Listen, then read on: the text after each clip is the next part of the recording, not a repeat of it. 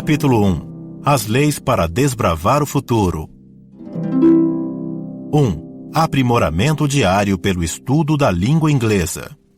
Vencer as dificuldades com a língua estrangeira. Este capítulo destina-se aos estudantes e a todos aqueles que estão começando a vida como adultos na sociedade moderna. Desejo transmitir aqui os aspectos necessários para que possam ter sucesso e criar um grande futuro, independentemente da situação em que se encontrem.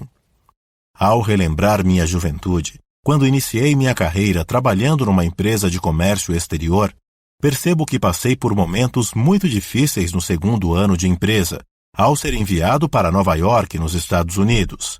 Ali, comecei a experimentar as dificuldades de viver numa cultura estrangeira, onde precisei me esforçar muito para dominar a língua inglesa. Quando cheguei aos Estados Unidos, passei 5 dias recebendo instruções da pessoa cuja posição eu iria substituir no trabalho. Como era a primeira vez que viajava para o exterior, estava sofrendo com os efeitos da diferença de fuso horário. O dia e a noite haviam trocado de lugar, e fiquei 1 semana sem conseguir pensar direito. Apesar de estar recebendo instruções na minha língua materna, sentia como se as palavras estivessem distantes. Podia ouvi-las, mas tinha dificuldade em captar o sentido. Nessa confusão, mal compreendendo o que estavam transmitindo para mim, alguns dias depois, fui obrigado a ter de me virar sozinho quando meu antecessor foi embora. Ele decidira tirar umas férias na costa oeste antes de voltar para o Japão. Recebi uma grande mesa e uma cadeira, um telefone, uma máquina de escrever IBM e um computador criado pelo Steve Jobs, o Apple II. Na época, esse modelo ainda não havia chegado ao mercado japonês, mas nos Estados Unidos começava a ser popular. Naquele país, já era normal cada pessoa ter o seu computador. Ainda meio atordoado com o fuso horário, ao me sentar em minha cadeira, comecei a receber ligações telefônicas sem parar. Eram cerca de 100 a 150 telefonemas por dia, todos em inglês. O local de trabalho tornou-se um verdadeiro inferno. Quando relembro aqueles dias, ainda sinto o impacto que essa experiência deixou em minha memória. E havia uma palavra em inglês pela qual passei a sentir aversão. Pardon? Quem quer que estivesse do outro lado da linha sempre usava essa palavra. As pessoas diziam, pardon? Ou então, I beg your pardon? Na verdade, elas queriam dizer que não estavam entendendo o meu inglês e me pedindo polidamente para que repetisse a frase. Essa era a mensagem implícita. Ouvir umas 3 vezes esse termo já era suficiente para me sentir desestimulado ao perceber que meu inglês era ininteligível para um falante nativo. Muitas vezes me perguntavam, Is there anyone who can speak English? Isto é, não há ninguém aí que fale inglês? E me sentia completamente arrasado, pois estavam pedindo que eu passasse a ligação a alguém que fosse capaz de falar o idioma deles, já que eu, obviamente, não estava conseguindo. Nessas horas, eu olhava em volta e via que todos os meus colegas japoneses estavam ocupados falando inglês fluentemente em suas conversas por telefone, e que os funcionários americanos também estavam ocupados recebendo chamadas. Então, não havia ninguém para quem eu pudesse transferir a ligação. Na primeira semana, ouvi tantas vezes a palavra pardon que passei a sentir uma grande frustração. Tudo começou a mudar quando aprendi a dizer eu posso. Mas tudo começou a mudar quando comecei a responder I can, isto é, eu posso, ou eu consigo. Assim, quando alguém começava a perguntar não há ninguém aí? Mesmo antes que a pessoa terminasse a frase, eu respondia que já sabia o que ela iria perguntar, mas não tinha como transferir a ligação. Então mudei de atitude e passei a responder eu posso. Além disso, procurava manter sempre a voz serena e expressar tranquilidade ao dizer essa frase. Isso fez com que as pessoas que ligavam passassem a pensar, opa, acho que fui indelicado. E depois de respirar fundo, elas hesitavam por um momento. Nessa hora, eu aproveitava para rapidamente tentar me comunicar dizendo algumas frases que eu tinha aprendido. Se eu demorasse mais de 2 segundos para responder, elas logo iriam dizer "pardon", e se recebesse 3 "pardon", estaria acabado. Então, decidi que não poderia dar-lhes esse tempo. Depois de responder "eu falo inglês", atacava rapidamente com algumas frases que conhecia. Depois de um tempo, as pessoas passaram a dizer "ah, certo". Assim, quando consegui articular meu escasso vocabulário e dispará-lo à minha volta, aos poucos começou a fazer mais sentido para as pessoas, e elas finalmente começaram a me compreender. Hoje, percebo que esse foi um dos momentos decisivos da minha vida. Eu havia decidido que não iria dar tempo para que ninguém me perguntasse "pardon?" nunca mais. Seria uma humilhação se alguém me perguntasse "não há ninguém aí que fale inglês?" Por isso, eu dizia às pessoas "eu falo inglês", e decidi que não passaria as ligações para mais ninguém. No início, muitas vezes pedi a outras pessoas para atenderem minhas ligações, mas ao fazer isso, sentia-me derrotado. Por isso, decidi que eu posso e parei de transferir minhas ligações. Esse foi o ponto de virada a que me referi. Eu sabia muito bem que ainda não tinha capacidade suficiente, por isso era difícil apenas dizer "eu falo inglês" e tentar resolver o problema simplesmente com uma declaração afirmativa, porque em seguida eu precisava pensar no que iria dizer exatamente em inglês. Mas responder dessa maneira ousada foi um ótimo ponto de partida para a minha carreira e para o desenvolvimento do meu caráter. Isso aconteceu quando eu tinha uns 25 ou 26 anos de idade. Antes de morar no exterior, eu achava que indo para os Estados Unidos seria muito fácil aprender a falar inglês. Então, não me preparei como deveria. A verdade era que meu inglês não era bom o suficiente. Por não ter consciência disso e pela falta de preparo, enfrentei um período muito difícil. No entanto, foi uma oportunidade que o destino me reservou para trabalhar comigo mesmo e aprimorar minha capacidade. Para os outros, talvez, eu parecesse corajoso por estar fazendo o que fazia, mas eles não tinham ideia da luta que eu travava no meu íntimo. Wall Street é o campo de batalha da elite. Foi o gerente do departamento de câmbio, um homem de 47 anos, que me transferiu para os Estados Unidos em 1982. Na época eu tinha apenas 25 anos e ganhava cerca de 550 mil ienes, uns 12 mil reais. Quando ele me avisou da transferência, acrescentou: "A propósito, seu salário lá será o mesmo que o meu aqui." Fui para os Estados Unidos recebendo um salário equivalente ao de um gerente daquela área no Japão. Naquele momento, não pensei muito no que isso significava, mas agora, relembrando, reconheço que realmente isso mostrava o quanto era duro encarar a batalha na Wall Street.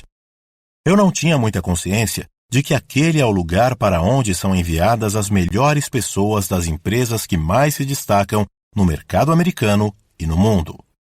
Wall Street é a região onde fica a Bolsa de Valores, na parte sul de Manhattan, conhecida como Lower Manhattan.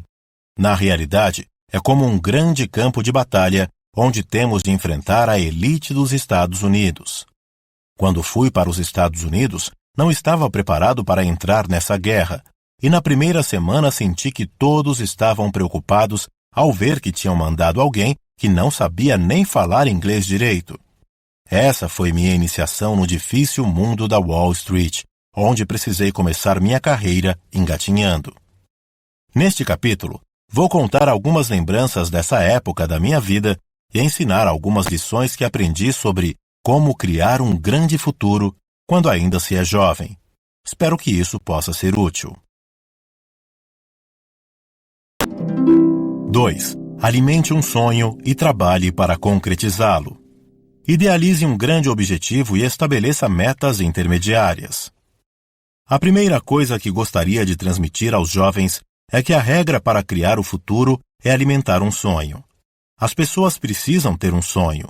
O futuro não se abre para aqueles que não possuem um sonho. Por isso, primeiramente, certifique-se de que você tem um grande sonho. Em seguida, No processo para que ele se torne realidade, não se trata de se tornar um simples sonhador, porque só sonhar não basta. É preciso se esforçar de forma objetiva para concretizá-lo. É muito importante se esforçar e dedicar-se o máximo possível para realizar seu sonho. Pode soar trivial, mas esse é um ponto-chave para criar um futuro para os seus sonhos. Somente se você for capaz de fazer esse esforço em direção à conquista do seu sonho, é que estará a caminho do futuro que sempre sonhou. Os seres humanos estão constantemente se aproximando do seu sonho. Pessoas que não têm sonhos não pensam no futuro. Você precisa ter sonhos e moldar o futuro de acordo com eles. Um ponto-chave é o quanto de esforço e dedicação você coloca na realização do seu sonho. O simples fato de ter um sonho não encerra o assunto. Você precisa fazer a si mesmo a seguinte pergunta: o que eu posso fazer para que esse sonho se torne realidade? E encontrar a resposta certa para esta pergunta. E quando começar a trabalhar para realizar seus sonhos, você deve estabelecer metas claras. Primeiro, é importante definir uma grande meta. A seguir, no processo de alcançá-la, precisará determinar metas pequenas e de médio porte e intermediárias que o conduzam ao longo do caminho rumo à meta maior. Quando se é estudante, pode ser que se tenha metas como: depois de me formar, quero alcançar isso e aquilo no prazo de 3 anos, ou quero fazer tal e tal coisa antes de completar 30 anos. Aqueles que estão na faixa dos 30 anos podem pensar: quero conseguir isso e aquilo antes dos 40. Ao se traçar grandes metas desse modo, você precisa tomar a decisão seguinte e estabelecer metas intermediárias como: até chegar a tal estágio, a caminho do meu sonho, quero conquistar essa parte da minha meta. Procure expandir seus horizontes e interesses. Os estudantes, em especial, possuem muitos sonhos e, como ainda não se fixaram numa forma de pensar, devem procurar se envolver com várias coisas. Isso é particularmente importante neste estágio da vida. Dedicar um tempo para estudar, experimentar coisas, desenvolver e praticar hobbies, fazer boas amizades, expandir os interesses e se envolver com algo que ocupe boa parte do seu tempo, criará oportunidades e proporcionará novos inícios mais tarde, quando você chegar à meia-idade ou mais adiante ainda. Claro, algumas pessoas passam a expandir seus interesses depois que começam a trabalhar, mas em geral, nossos dias de estudante nos dão melhores oportunidades para um envolvimento naquilo em que estamos interessados e para estabelecer um relacionamento com esse campo. Assim, os estudantes devem procurar expandir seus horizontes, desenvolver interesses e paixões, e pensar sempre: quais oportunidades existem para mim? Mesmo que sejam coisas não diretamente ligadas ao trabalho, desde que você sinta entusiasmo por alguma delas e as experimente, em algum momento no futuro, elas surgirão de novo e serão úteis de uma forma ou de outra. É nesse sentido que o período como estudante é muito importante na vida. Os livros lidos com interesse na juventude vão influenciá-lo por toda a vida. Os livros que li quando era estudante ainda hoje estão frescos na minha mente. Claro, também li muitos livros depois de me formar na universidade, mas os que li enquanto era estudante ainda são os de que me lembro facilmente. Os livros que você lê na época de estudante ficam na sua memória por décadas, sobretudo aqueles que o deixaram fascinado e que você leu com avidez. Esses irão ficar com você por um longo tempo e muitas vezes influenciam decisões importantes que você toma mais tarde. Quando você tem 30, 35, 40 anos, precisa tomar decisões importantes na vida. Em geral, achamos que nossas decisões se baseiam nos nossos pensamentos, que são tomadas depois de examinarmos bastante o assunto. Mas muitas vezes não é bem isso que ocorre. Revendo o passado, os livros que eu adorava ler repetidamente quando tinha 20, 21, 22 anos, provocaram um impacto profundo na minha maneira de pensar. E mesmo décadas depois, quando enfrento problemas, percebo que as ideias apresentadas pelos autores daqueles livros influenciam nas decisões que tomo. Embora às vezes a gente acredite estar tomando decisões com base nos nossos pensamentos, Na verdade, decidimos com base em princípios de pensadores e escritores cujas ideias repercutiram no nosso íntimo no passado e se tornaram parte de nós. Depois que você estuda, passa a usar esses pensamentos livremente, como se fossem seus, e sua maneira de pensar começa a se afastar da forma como seus pais pensavam e do que lhe ensinaram. Você começa a sentir que há uma diferença entre o que seus pais lhe diziam para fazer e o que você pessoalmente idealiza, e então forma opiniões independentes. Evite livros destrutivos e artigos decadentes. Quando os livros e ideias com os quais você conviveu na juventude têm um conteúdo destrutivo e decadente, e você se influencia por essas ideias, atrairá para sua vida acontecimentos terríveis resultantes desse tipo de pensamento. Por isso, pode-se dizer que o nosso destino é determinado pelo tipo de ideias que absorvemos dos livros. Quando estamos influenciados por ideologias e pensamentos inúteis, haverá um impacto destrutivo em nós e acabaremos tomando decisões erradas, tornando a nossa vida uma tragédia. Assim, em vez de achar que quem escreve um livro já deve ser, por esse simples fato, alguém suficientemente capaz de ter pensamentos de valor, recomendo que antes você dê uma olhada nas tendências gerais contidas nos escritos desse autor e também na forma como ele leva a sua vida pessoal. Pense bem se esse é o tipo de vida que você desejaria levar. Com isso, quero dizer que quando se lê os escritos de autores que têm tendências destrutivas, as ideias deles ficarão impregnadas no leitor. Se, por exemplo, um escritor vive atormentado e acaba cometendo suicídio, mesmo que você o considere uma alma pura e sinta extrema compaixão, se você se envolver demais com seus padrões de pensamento e ler muita coisa de sua obra, ficará influenciado por esse padrão mental depressivo, começará a julgar os fatos do mesmo modo e acabará desenvolvendo uma tendência que atrairá tragédias. Muitos romancistas passam por dificuldades na vida, o que torna suas histórias ainda mais interessantes. Eles escrevem sobre a pobreza, sobre falências, doenças e relacionamentos fracassados.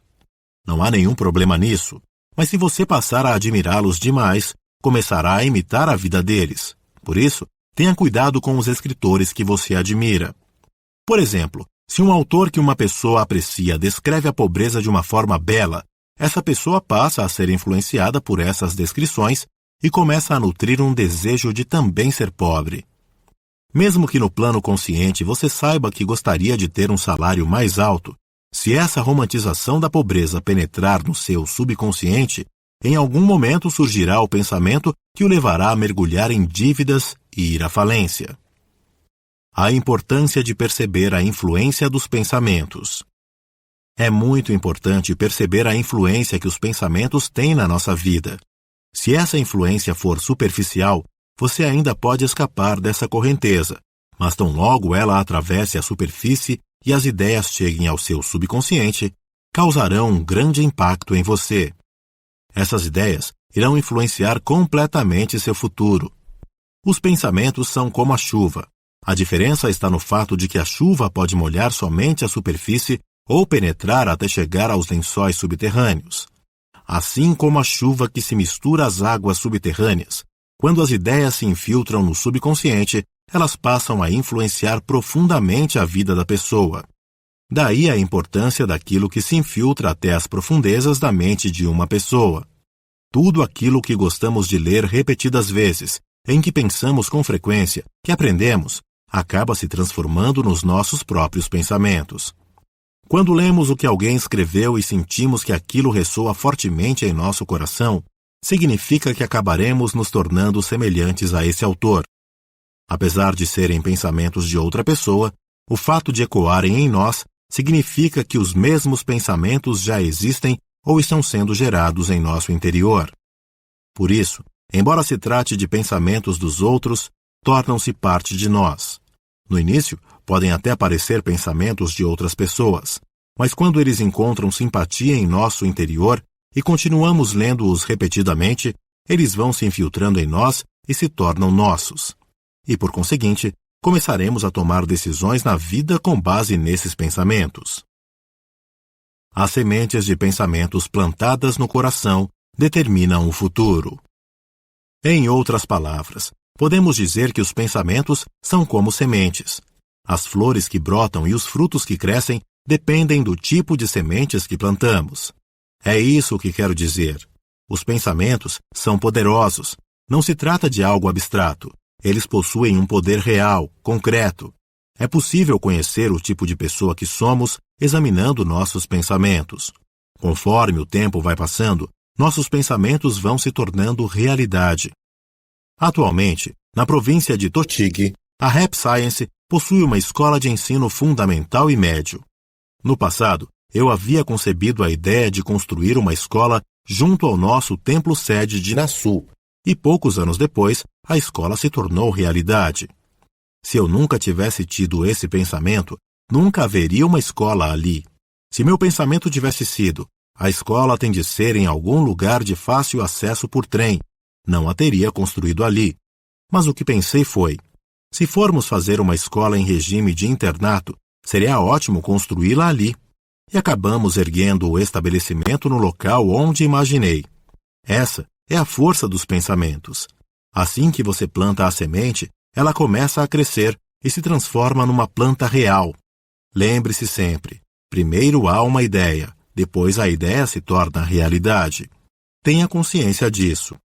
Portanto, é preciso ter muito cuidado com as ideias que você planta em sua mente, porque elas irão determinar o tom geral da sua vida à medida que se desenvolvem e formarão a melodia que determinará o seu futuro. 3. Tenha pensamentos afirmativos e positivos. Cuide para que os pensamentos negativos não criem raízes na sua mente. Na juventude, somos muito emotivos e receptivos às coisas. Em outras palavras, nos emocionamos com facilidade.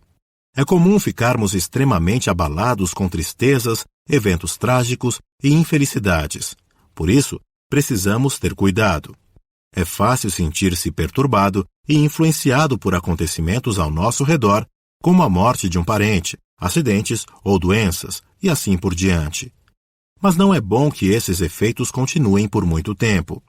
Quando uma pessoa é intensamente afetada por eventos infelizes, seu coração começa a desenvolver uma tendência a se apegar à infelicidade.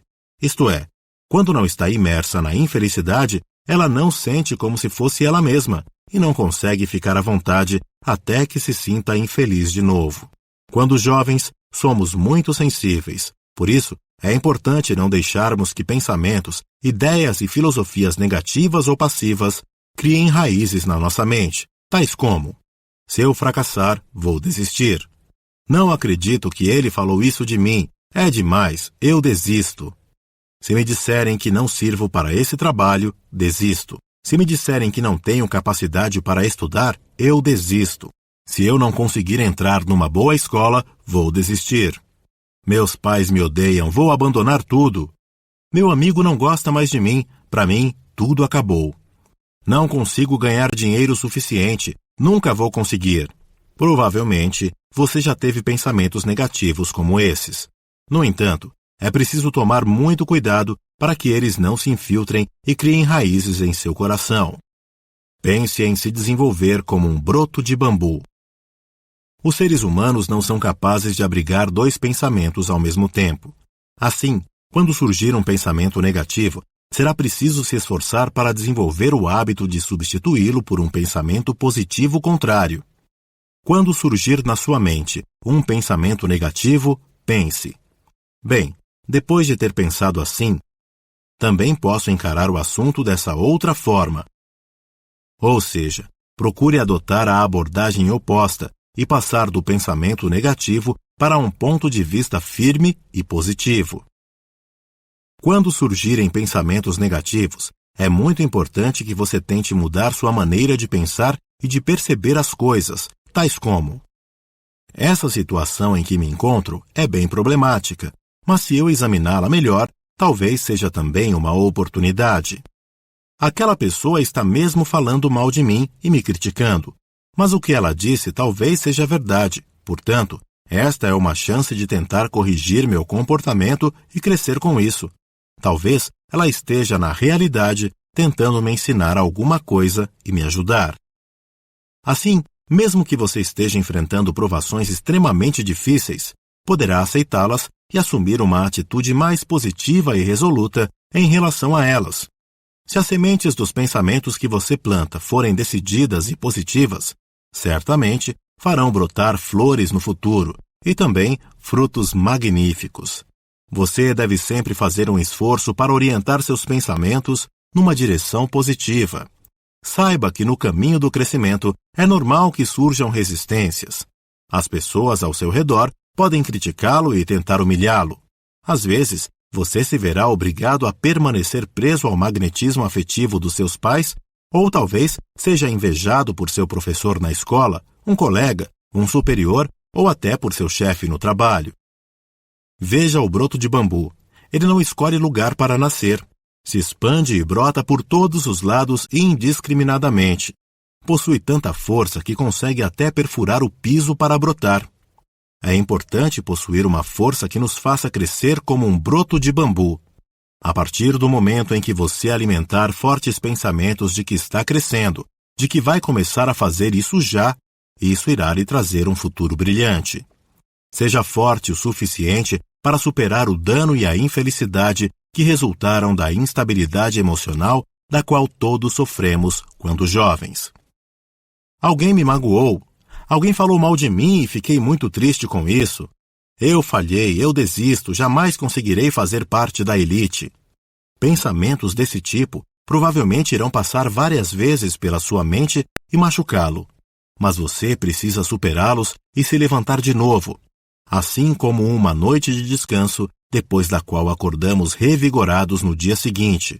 Desse modo, é importante ganhar novas forças e se fortalecer o suficiente para se levantar muitas vezes e reiniciar a vida.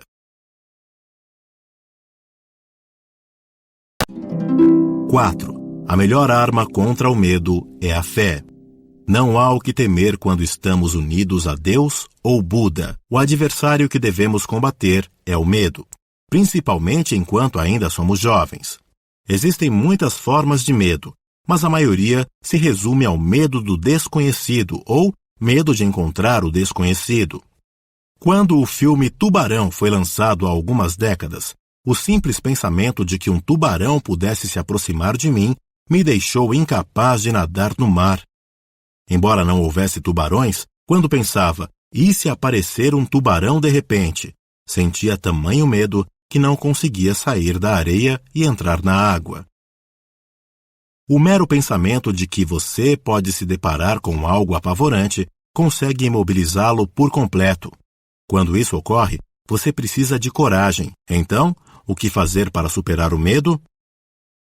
A melhor arma para vencer o medo é a fé. Use-a para superar o medo. Uma mente que acredita em Deus ou em Buda tem o poder de combater o medo com a fé. Se eu e Deus ou Buda somos um, não há o que temer. O futuro é definitivamente brilhante. O futuro com certeza se abrirá para mim. Estes são os fortes pensamentos e sentimentos que eu gostaria que você cultivasse, porque lhe darão a força que você precisa. Se você for um discípulo de Buda, por exemplo, deve criar coragem pensando: sou um discípulo de Buda, creio que Buda está comigo, portanto, não há o que temer. Sou filho de Buda. Enquanto estiver estudando os ensinamentos da verdade, não há nada que possa me amedrontar. Não haverá infelicidade no futuro, nada poderá se abater sobre mim.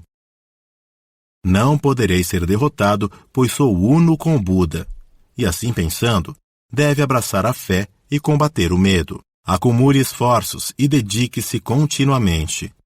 Ao mesmo tempo em que você prossegue combatendo o medo com a fé, precisa ter um sonho e fazer esforços concretos para transformá-lo em realidade. O que todas as pessoas bem-sucedidas do mundo têm em comum é o acúmulo de esforço e a dedicação contínua. Parece bem simples, mas se você olhar para as pessoas de sucesso, verá que é isso o que elas fazem. Não basta só se dedicar e se esforçar uma única vez. É preciso adotar uma postura mental de esforço e dedicação constantes. Essa é a lei do sucesso, e ela não tem exceções. Claro, existem sucessos temporários, que ocorrem uma única vez, Como ganhar na loteria ou vencer uma aposta em uma corrida de cavalos, mas isso não passa de algo temporário. Se você olhar para aqueles que estão sendo bem-sucedidos por um longo período de tempo, verá que isso, sem exceção, é o resultado do esforço e da dedicação constantes. Visualizar o sonho, combater o medo com a fé, alcançar as metas concretas, esforçando-se e dedicando-se continuamente, é uma postura mental muito valiosa. A postura mental de se esforçar e se dedicar constantemente é o que dá a tenacidade de ir um passo além, mesmo que você já tenha conseguido realizar uma quantidade imensa de trabalho. Numa situação em que outra pessoa diria: já está bom assim, procure pensar: vamos lá, eu posso melhorar isso, vou me esforçar mais um pouco. 5. Saber usar bem as 24 horas do dia. O caminho para o sucesso: use cada minuto de modo eficiente. Outro ponto importante que gostaria de destacar é que todo mundo tem a mesma quantidade de tempo à disposição todos os dias. E claro que as pessoas têm durações diferentes de vida, mas o dia sempre tem 24 horas, não importa quem você seja. Isso não muda. A forma de gastar essas 24 horas, o jeito de empregar esse tempo, é isso que modificará seu futuro. Trata-se de um sistema totalmente justo. Para usar essas 24 horas de uma maneira que o conduza ao sucesso, existem 2 atitudes que recomendo firmemente. Uma delas é: trate cada período de tempo, cada minuto, cada segundo, como algo muito precioso. Se você tem apenas 10 ou 15 minutos, aproveite-os com cuidado. Você não chegará a lugar nenhum se continuar pensando: vou estudar quando tiver mais tempo, vou terminar tal coisa quando tiver mais tempo. Quando se trata de diversão e lazer, talvez não haja problema em pensar: vou fazer tal coisa durante minhas férias de verão, ou quando eu tiver uma pequena folga, vou fazer tal coisa. Mas quando se trata de estudar, essa atitude não funciona. Como regra geral, as pessoas que conseguem alcançar sucesso utilizam pequenos períodos de tempo de um modo muito eficiente. Se você tem 10 ou 15 minutos, utilize-os para estudar seriamente. Por exemplo, se você está estudando um idioma e não aproveita esses períodos de 10 ou 15 minutos, que poderia arranjar mesmo num dia muito atarefado para estudar um pouco, nunca terá um bom domínio dessa língua. Algumas pessoas conseguem um ótimo domínio de outro idioma porque aproveitam pequenos períodos de tempo ao longo do dia para estudar. No trem, durante o intervalo do almoço no trabalho, em alguma ida ao banheiro, durante o banho, antes de dormir. Todos esses tempinhos podem ser aproveitados. Se você não aplicar esse tipo de esforço, nunca dominará bem uma língua. Ninguém aprende um idioma simplesmente por ter um talento natural para isso. Não importa quem você seja, todos temos 24 horas por dia à nossa disposição, inclusive nosso tempo de sono. Assim, para conseguir o que queremos, temos de usar cada minuto do dia com eficiência e continuar nos esforçando muito. Esse é o único jeito de aprender uma nova língua. Sobretudo quando você começa a trabalhar, fica cada vez mais difícil dispor de várias horas para fazer o que você deseja, e com isso, essas pequenas sobras de tempo tornam-se ainda mais importantes, mesmo que sejam apenas 10 ou 15 minutos, e você deve usá-los da maneira mais eficiente possível. Homens e mulheres, cada um deve aprimorar sua característica mental. A segunda atitude que gostaria de sugerir é desenvolver a capacidade de realizar trabalhos multitarefa. Se você não for bom em multitarefas, não conseguirá realizar vários tipos de trabalho. Em geral, a característica mental masculina é ideal para realizar esforços intensos, de longo prazo. Por exemplo, construir as pirâmides do Egito. Depois que terminarmos uma pirâmide, vamos construir a seguinte. Depois que terminarmos a esfinge, construiremos outra pirâmide. É assim que o cérebro masculino funciona. Basicamente, a mente masculina tende a se engajar em uma única coisa por um longo período de tempo. Esse tipo é chamado de característica mental masculina. As mulheres com formação acadêmica superior, em geral também desenvolvem uma forte característica mental masculina. Por competirem profissionalmente com homens de igual para igual, a maioria das mulheres com formação superior desenvolvem essa característica mental masculina.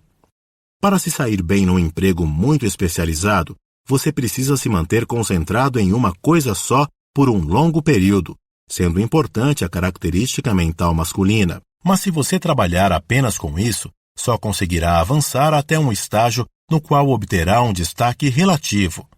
Usar a característica mental masculina é uma necessidade básica para poder realizar um trabalho.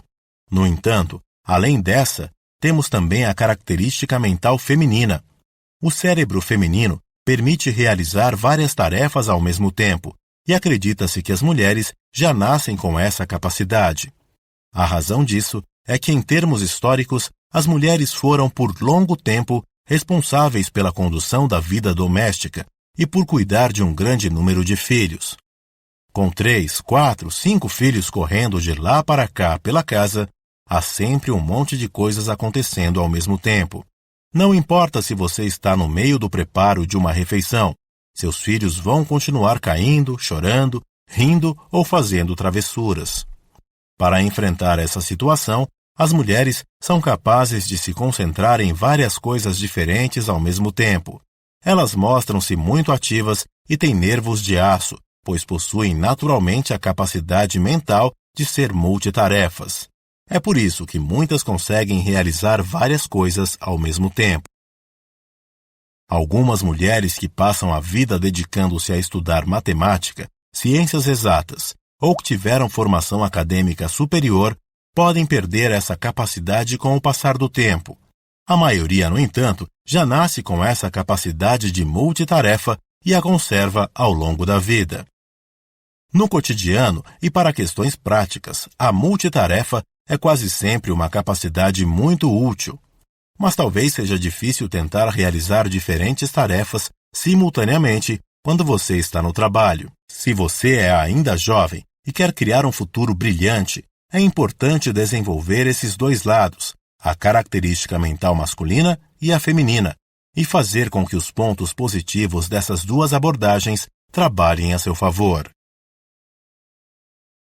Atue em várias frentes simultâneas, usando a capacidade multitarefa. Embora o cérebro masculino consiga se fixar firmemente em uma tarefa e concluí-la, é importante não se concentrar apenas em uma coisa, mas manter uma perspectiva ampla, como uma libélula, que com seus olhos multifacetados consegue ver muitas coisas simultaneamente. É importante saber ver tudo o que ocorre ao seu redor como se você tivesse olhos multifacetados e ter a capacidade de fazer várias coisas ao mesmo tempo.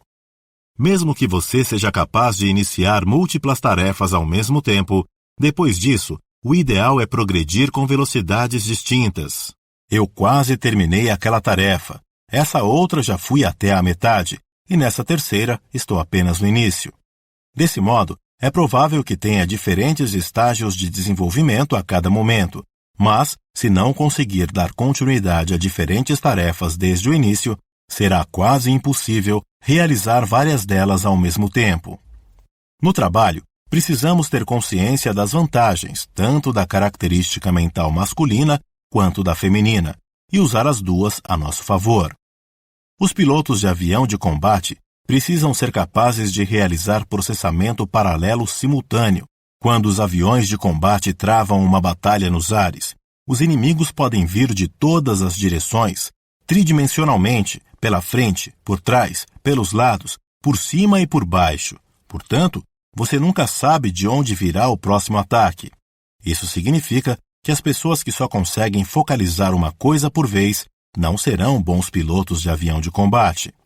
Esses pilotos precisam ter um tipo de personalidade que os torne capazes de dizer de modo confiante: não importa se o inimigo tentar me atingir de cima, de baixo, pelo lado esquerdo ou direito, sempre estarei pronto a contra-atacar. Alguém que olha apenas para frente poderá ser derrubado num segundo.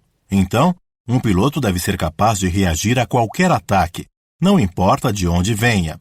Além disso, Como a expectativa é que esses pilotos sejam capazes de fazer avaliações abrangentes, eles não são simples soldados, mas fortes candidatos a oficial. Em resumo, podemos dizer que a fim de obter sucesso naquilo que faz, você precisa dar o melhor de si para aprender a atuar de forma multitarefa e ser capaz de realizar o processamento paralelo simultâneo. Pense em uma ferrovia, por exemplo. É provável que na zona rural haja apenas um trem em circulação, enquanto na cidade há vários trens correndo em múltiplos trilhos. Do mesmo modo, devemos ser capazes de usar nossos olhos de maneira que nos permita um processamento paralelo simultâneo, como se houvesse vários trens correndo simultaneamente por diferentes trilhos. Se a multitarefa não funciona com você, seja rápido na tomada de decisões. Se você não consegue lidar simultaneamente com processamento múltiplo, crie frentes de trabalho e concentrem-se em uma tarefa importante por vez, executando uma após a outra. Nesse caso, é importante que você tenha rapidez ao tomar decisões e realizar ações, e que gerencie e processe cada tarefa rapidamente. Em resumo, não deixe o trabalho de hoje para amanhã.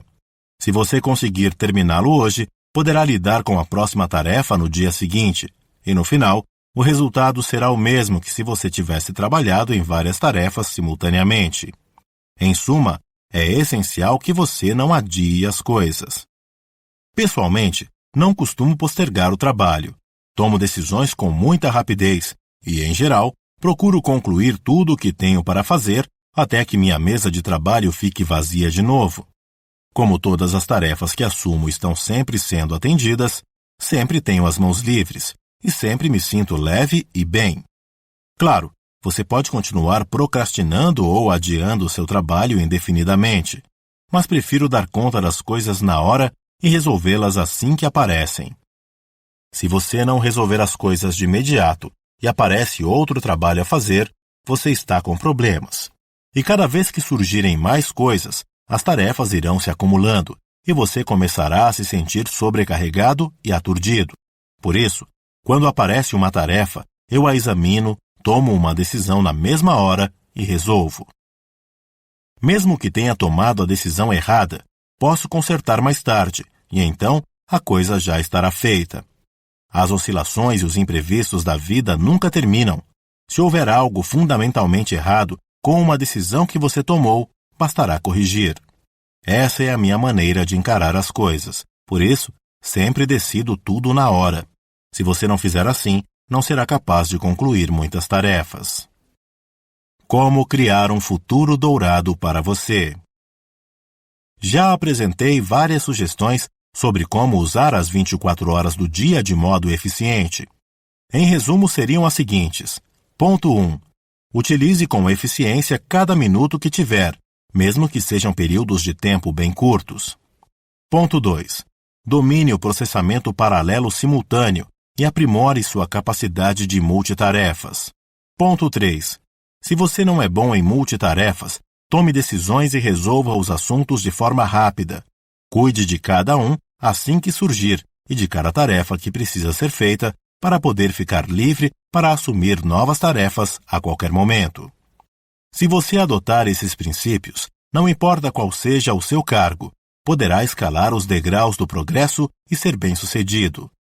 Não há muitas pessoas capazes de dominar essas habilidades, mas quem consegue é respeitado por seu alto nível de capacidade e sua atitude impecável e confiante. Se você sabe apenas o suficiente sobre algum assunto, seu progresso irá se estagnar. Por isso, é bom sempre tentar saber mais do que o suficiente, para poder se manter confiante e sereno. Além disso, se você estiver de fato confiante e sereno, continuará sendo bem-sucedido até encontrar seu próprio limite.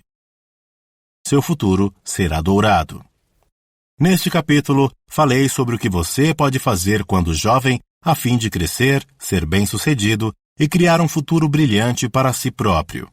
Nestes ensinamentos, inseri muitas sementes do sucesso, e na realidade, elas servem para que você se torne uma pessoa de elite. Mas tudo o que foi dito se aplica a qualquer situação da vida, portanto, Mesmo que você não consiga captar bem as minhas sugestões num primeiro momento, não se apresse e pense em como poderá colocar tudo isso em prática na sua vida e fazer tudo isso trabalhar a seu favor. Acredite que seu futuro será brilhante. Tenha fé. Viva uma vida positiva ou produtiva com base na fé. O que importa é ser positivo e produtivo. Não alimente pensamentos negativos. Pense de modo positivo. Alimente boas expectativas para o futuro e seu caminho irá se abrir. Esta não é apenas uma receita para o sucesso individual, mas uma diretriz infalível para criar um futuro brilhante para uma nova civilização.